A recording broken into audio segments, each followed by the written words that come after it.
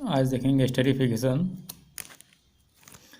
Esterification, ester means ester, RCOOR डेज या फिर RCOOR, and fication means formation. So esterification means formation of ester. So alcohols and phenols reacts with carboxylic acid, acid chloride and acid anhydride to form ester.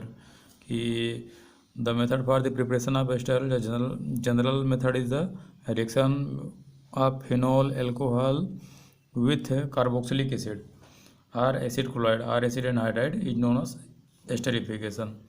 So यहाँ पे देखेंगे एक simple सा चीज़ लिया गया है, R या फिर मीन्स एल्कोहल या फिर phenol. If here R is taken then the compound will be alcohol, और अगर R की जगह पे AROH अगर मैं इतने को लेता हूँ AROH तो इसको बोला जाएगा phenol. So phenol react with carboxylic acid means R means CH3, so this compound will be CH3COOH means acetic acid. So phenol react with acetic acid to form phenyl acetate. तो यहाँ पर देखेंगे ये वाला एक रिएक्शन है हमारा। This reaction is takes place in the presence of acidic medium means H+ ion. So the role of reaction this H+, the reaction with carboxylic acid and acid anhydride is carried out in presence of small amount of concentrated sulphuric acid means acidic medium.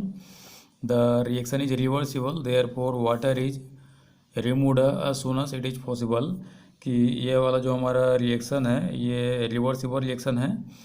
तो यहाँ पे जैसे acid alcohol या फिर phenol से reaction करके ester में convert हो रहा है, लेकिन अगर इस एस्टर से वाटर को रिमूव नहीं किया जाए तो वापस से ये फिर से अल्कोहल और एसिड में कन्वर्ट होता है। Therefore water is removed as soon as it is formed. अगला है कि अल्कोहल एनाइड से रिएक्शन किया, इस टाइप का ऐसा एस्टर बना, ये भी वही रिएक्शन है। अगला है कि हम एसिल क्लोराइड का अल्कोहल से रिएक्शन कराते हैं, अल्कोहल या फिर फिनॉल से पायरिलीन के प्रेजेंस में, तब यहाँ पे एस्टर हमारा मिल जाता है। This reaction takes place in presence of pyridine. Pyridine is a base, ठीक है, nitrogenous base. So note this reaction is carried out in presence of pyridine which is base means basic in nature that neutralize the HCl produced in the reaction. कि हमारा जो यहाँ पे ये compound बन रहा है एस्टर, तो HCl प्रोड्यूस हो रहा है जो कि स्ट्रॉन्ग एसिड है और pH वैल्यू को ये कम कर देगा। तो ये क्या करेगा कि सॉल्यूशन जो बन रहा है हमारा मीडियम को एसिडिक कर देगा, इसलिए HCl को पायरिलीन के प्रेजेंस में न्यूट्रलाइज किया जा रहा है कि जिससे हमारा मीडियम जो है न्यूट्रल बना रहे। अगला है salicylic acid. Salicylic acid react with acetic anhydride means anhydride to form acetyl salicylic acid, या फिर इसी का नाम होता है एस्पिरिन। तो ये कुछ रिएक्शन याद रख लेंगे इसको। So here the formula of salicylic acid is important. Salicylic acid means the IUPAC of this compound means salicylic acid will be, here 2 groups are present in this compound. So the purity means more purity compound will be acetic acid. So यहाँ पे देखेंगे कि purity हमारा acetic acid का ज़्यादा हो जाएगा, तो नंबरिंग करेंगे तो हो जाएगा 1 2। So the name of compound will be two hydroxy benzoic acid. अगला है reaction involving cleavage of CO bond in alcohol. इसके पहले जो रिएक्शन देखे थे OH बॉन्ड टूट रहा था, यहाँ पे CO बॉन्ड टूटेगा। तो reaction with first reaction is the reaction with hydrogen halide means alcohol react with hydrogen halide. Hydrogen halide means X means generally X means chlorine bromine iodine. तो यहाँ पर देखेंगे एल्कोहल हमारा हाइड्रोजन हाइलाइड से reaction किए और यहाँ पर कुछ वाटर का रिमूवल होगा, यहाँ से OH यहाँ से H, ये इतना यहाँ से आउट हो जाएंगे ये वाला पोर्शन, और ये बन जाएगा हमारा एल्किल हाइलाइड, ठीक है। So alcohol react with hydrogen halide and form alkyl halide. Distinguish of alcohol means how will you distinguish methanol, ethanol, like this type of alcohol means here distinguish of alcohol means primary alcohol, secondary alcohol, tertiary. अगर तीनों alcohol है तो हम उसको किस तरीके से distinguish कर सकते हैं कि given compound is tertiary alcohol और टाइप ऑफ सेकेंडरी अल्कोहल या फिर प्राइमरी अल्कोहल है। So alcohols are soluble in Lucas reagent. Lucas reagent means mixture of concentrated Cl and HNCl2, while their halides are immiscible and produce turbidity. Turbidity means PPT समझेंगे उसको. तो हमारा alcohol जो है Lucas reagent में soluble है, लेकिन उसका जो हाइलाइड बनता है मीन्स अगर एल्कोहल HX से रिएक्शन करके इस टाइप का हाइलाइड बनाता है तो ये वाला हाइलाइड जो है हमारा इममिस्केबल है, मतलब पार्शियली सॉल्युबल होगा, PPT फॉर्म करेगा. तो यहाँ पर देखेंगे कि tertiary alcohol produce turbidity immediately, कि हमारा टर्सरी अल्कोहल होता है. टर्सरी अल्कोहल ऑलरेडी पढ़ चुके हैं. यहाँ पे देख लेंगे प्राइमरी अल्कोहल मीन्स क्या होता है कि OH जिस कार्बन से जुड़ा है वो किसी एक ही कार्बन से जुड़ा रहेगा. मीन्स ये वाला सेंटर कार्बन है, तो अगर ये एक ही कार्बन से जुड़ा है तब इसको बोलेंगे प्राइमरी अल्कोहल.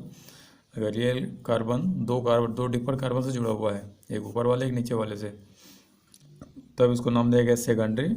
और अगर इस टाइप का होगा जिसमें इस कार्बन के पास 3 अलग अलग कार्बन है, तब इसको बोला जाता है टर्सरी अल्कोहल. तो ये था हमारा प्राइमरी, सेकेंडरी, टर्सरी अल्कोहल. तो अगर इस टाइप का अल्कोहल होता है तो तुरंत टर्बिडिटी प्रोड्यूस करेगा लुकास रिएजेंट में.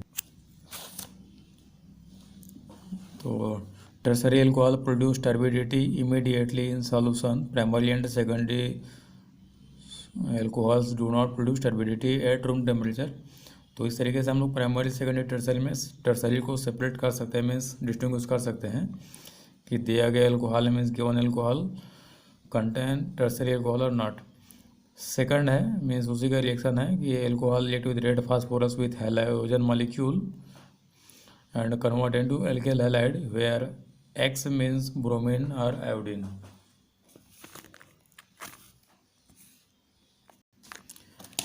Third है dehydration. Dehydration means removal of water. Removal of water takes place generally in the presence of concentrate acid. Concentrate acid like protic acid, H2SO4, phosphoric acid, etc. तो यहाँ भी देखेंगे हम primary alcohol लिए हैं ethanol.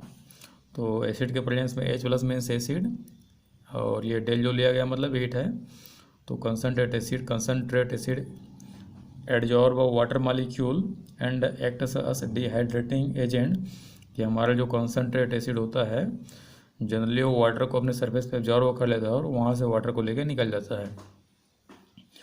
तो here the removal of water means dehydration of alcohol takes place in presence of sulphuric acid means concentrate acid and convert into alcohol. तो अगर क्वेश्चन आता है कि एल्कोहल मीन्स एथेनॉल या प्रोपेनॉल से एल्कीन या फिर प्रोपेन कैसे बनाएंगे, तो ये वाला रिएक्शन हमें शो कर देना है. Removal of water in presence of concentrate H2SO4 and H3PO4 like protic acid. तो अगर यहाँ पे कंसनट्रेट सल्फ्यूरिक एसिड लेंगे तो ये तो डिहाइड्रेटिंग एजेंट का काम कर रहा है, लेकिन अगर वहीं पे हम डाइल्यूट एसिड लेंगे तो एडिशन ऑफ वाटर को आगे बढ़ाता है, फॉरवर्ड करता है. So order of dehydration of alcohol is a tertiary alcohol is more reactive means form alkene immediately then secondary then primary.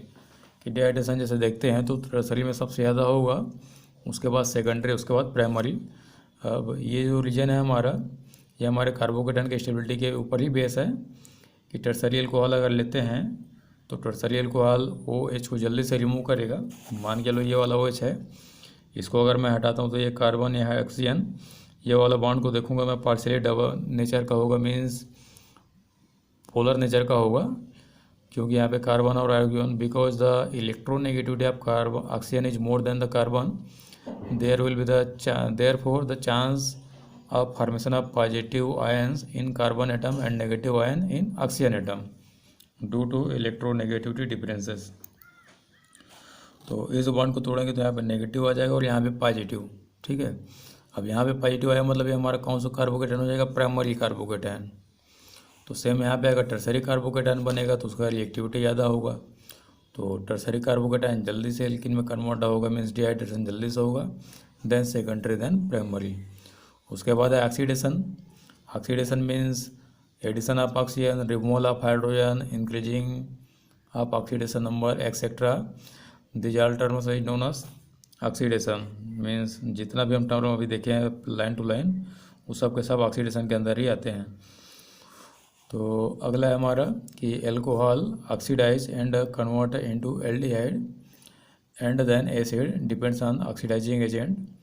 तो एल्कोहल का यहाँ पे ऑक्सीडेशन करा है, पहले एल्डिहाइड में कन्वर्ट होगा, उसके बाद ये एसिड में कन्वर्ट होगा। When strong oxidising agent taken in this reaction then the directly alcohol convert into acid in presence of strong oxidising agent like KMnO4। तो KMnO4 अगर लेते हैं तो ये एल्कोहल डायरेक्ट किस में कन्वर्ट होगा, एसिड में। बीच में जो इंटरमीडिएट हमारा बना है ये वाला एल्डिहाइड, ये एल्डिहाइड यहाँ पे नहीं बनेगा। अगर वीक एसिड लेते हैं मीन्स वीक ऑक्सीडाइजर लेते हैं लाइक CrO3 या फिर PCC, ठीक है, तब यहाँ पे पहले एल्कोहल एल्डिहाइड में कन्वर्ट होगा और एल्डिहाइड से एसिड में।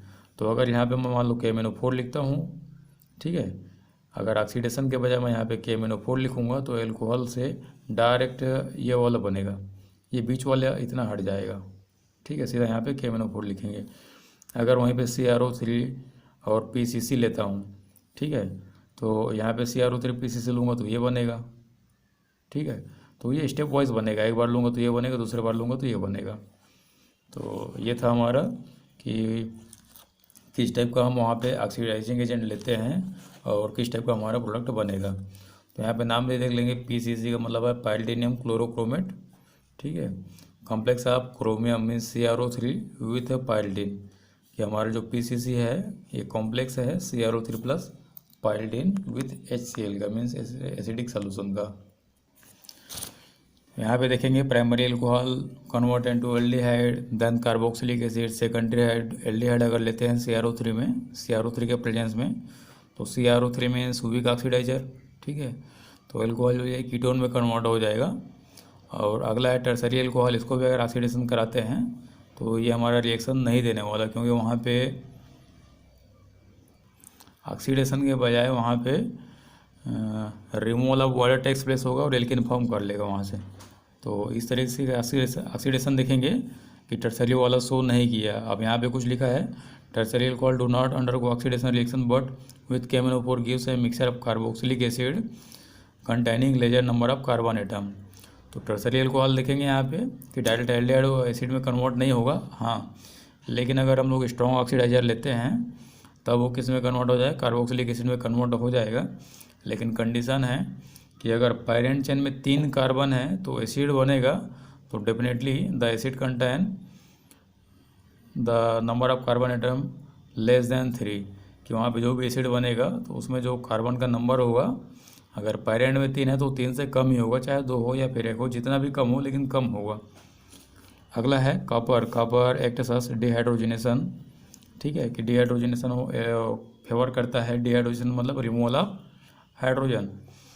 तो यहाँ पे देखेंगे primary and secondary alcohol dehydrogenation takes place, लेकिन टर्सरी एल्कोहल में देखेंगे कि वहाँ पे removal of water takes place होता है, एल्किन बनेगा, ठीक है, डिहाइड्रोजनेशन होगा, डिहाइड्रोजनेशन नहीं डिहाइड्रेशन होगा। Dehydration means removal of water in presence of copper from tertiary alcohol.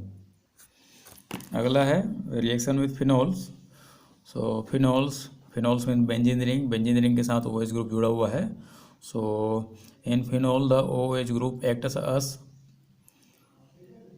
Electron donating group means plus R effect, ठीक है।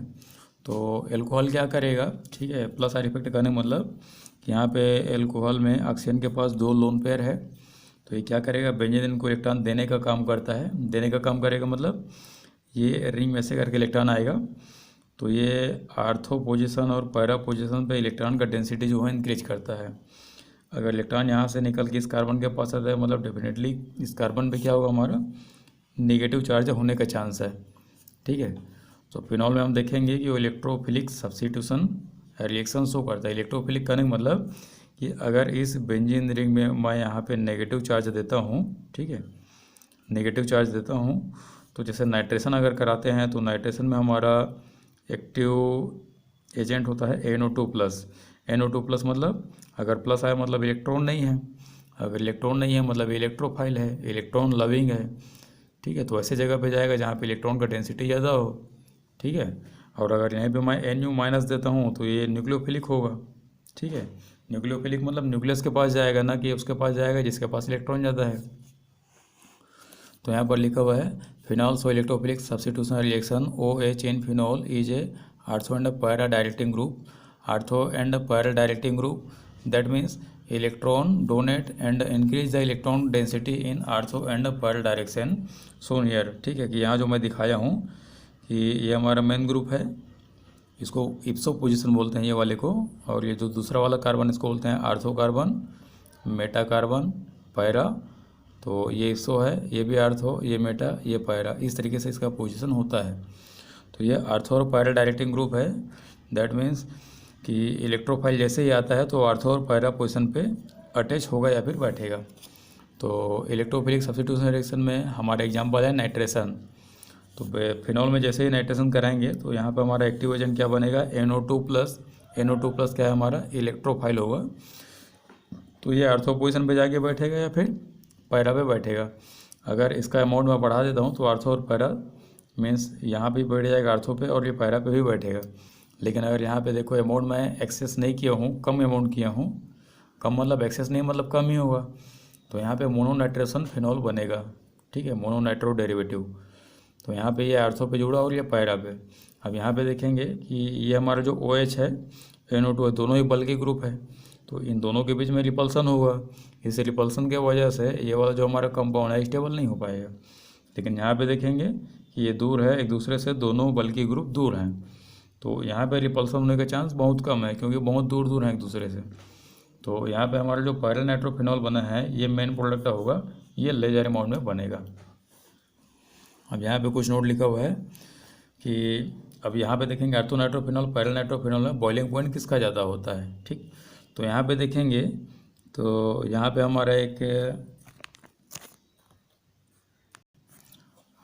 हाइड्रोजन बॉन्ड बनता है. मैं भी पीछे शो कर दूंगा कि ये ortho nitrophenol means this phenol form intermediate means intramolecular, intra INTRA intramolecular.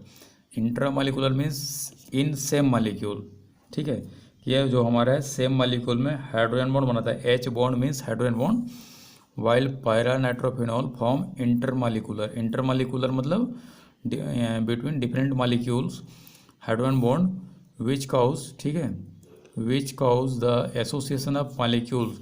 ये जो है हमारा, ठीक है, अभी समझाता हूँ, association of molecules and increase their boiling points. यहाँ पे देखेंगे कि ये वाला हमारा आर्थो नाइट्रोफिनॉल है और ये पैरा नाइट्रोफिनॉल. तो यहाँ पे इंट्रामालिकुलर हाइड्रोजन बॉन्ड बन रहा है. ठीक है, कि in ortho nitrophenol intramolecular hydrogen bond is formed. Intramolecular hydrogen bond means hydrogen bond between the oxygen and hydrogen atom, या फिर nitrogen and hydrogen in same molecule की, एक ही मालिक्यूल के अंदर ये बॉन्ड बनेगा. लेकिन पैरा में क्या होगा कि दो डिफरेंट मालिक्यूल के बीच में बनेगा. जो यहाँ बनाया हो ये यहाँ भी बन सकता है. ठीक है, इस तरीके से देखेंगे कि क्या होता है कि हमारा पैरा नाइट्रोफिनॉल में intermolecular hydrogen bond cause association of molecules, ये बहुत सारे मालिक्यूल को जोड़ देता है. अब बहुत सारे मालिक्यूल को जोड़ दिया मतलब इसका जो बॉइलिंग पॉइंट होगा यहाँ पे बढ़ जाएगा, क्योंकि एक मालिक्यूल को हीट करने में कम एनर्जी चाहिए, लेकिन ज़्यादा मालिक्यूल होगा तो हीट करने में हमें ज़्यादा एनर्जी लगेगा. Therefore the boiling point of para nitrophenol is more than the ortho nitrophenol due to the formation of intermolecular hydrogen bond by para nitrophenol. Next one is phenol form 2,4,6 tri nitrophenol with concentrate nitric acid. अगर यहाँ पे concentrate nitric acid लेता हूँ, ठीक है, starting का हम लोग डाइल्यूट मान के चलेंगे. अगर यहाँ पे कंसनट्रेट लेते हैं मतलब ज़्यादा अमाउंट में लेते हैं तो phenol directly convert into 2,4,6 trinitrophenol in presence of sulphuric acid means acid. तो ये इसको नाम दिया गया पिक्रिक एसिड. तो याद रखेंगे the IUPAC name of picric acid is 2,4,6 trinitrophenol. तो ये था हमारा कंपाउंड कि how will you prepare picric acid or 2,4,6 trinitrophenol from phenol, कि पिक्रिक एसिड इस फिनॉल से कैसे बनाओगे. तो डायरेक्ट है phenol react with concentrate nitric acid, या phenol directly convert into 2,4,6 trinitrophenol in presence of concentrate nitric acid. तो ये था हमारा कि हम पिक्रिक एसिड कैसे बनाएंगे. याद रखेंगे पिक्रिक एसिड का IUPAC नाम, ठीक है, और स्ट्रक्चर. उसके बाद है हमारा हेलोजिनेशन. ठीक है, halogenation means addition of halogen.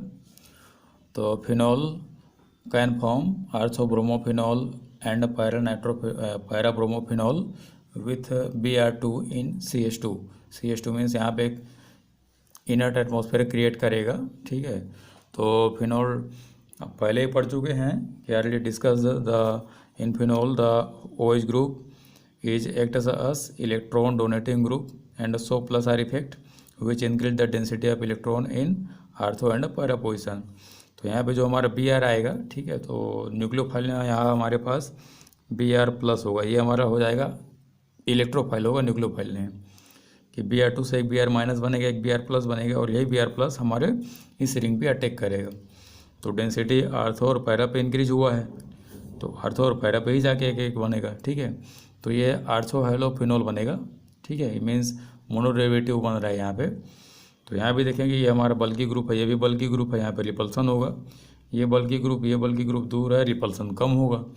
अब इसे रिपल्सन कम होने की वजह से ये वाला प्रोडक्ट हमारा क्या होगा, मेजर होगा, ज़्यादा बनेगा, ये वाला क्या हो जाएगा हमारा अनस्टेबल होगा। सो यहाँ पे देखेंगे कि कंपाउंड का हमारा नाम क्या हो जाएगा, ब्रोमोफिनॉल। अगला है when phenol is treated with bromine water 2,4,6 tribromophenol is formed as white PPT। कि 2,4,6 ट्राईब्रोमोफिनॉल का जो हमारा कलर होता है वाइट PPT बनता है ये। तो ब्रोमीन वाटर मीन्स Br2H2O होता है ये। तो फिनॉल डायरेक्टली ब्रोमीन से रिएक्शन करेगा, क्योंकि यहाँ पर ब्रोमीन वाटर Br को एक्सेस में लिया गया, सीधा सीधा ये 2,4,6 ट्राईब्रोमोफिनॉल में कन्वर्ट हो जाएगा, जिसका कलर क्या हो जाएगा यहाँ पे वाइट PPT मतलब precipitate. Next one is Kolbe reaction, that is the name reaction. तो यहाँ पे डायरेक्ट क्वेश्चन आता है कि right short notes on Kolbe reaction. तो कोल्बे रिएक्शन का ज़्यादातर याद करेंगे इस रिएक्शन को। रिएक्शन के बाद हो सके तो कुछ लिख देंगे वहाँ पे, phenol react with sodium hydroxide and form sodium phenoxide, then this sodium phenoxide react with CO2 in acidic medium and convert into two hydroxy benzoic acid mean salicylic acid. तो इस तरीके से कोल्बे रिएक्शन को भी दे सकते हैं। और कोल्बे रिएक्शन में अगर ये ना बने तो सीधा लिख देना पहले नंबर पे, जैसे यहाँ पे 1 2 दिया हूँ तो यहाँ पहले नंबर पे लिख देना है NaOH, दूसरे नंबर पे लिख देना है नीचे में CO2 एंड H+, और डायरेक्ट ये फिनॉल को कन्वर्ट कर देना है किसमें, सिलिक एसिड।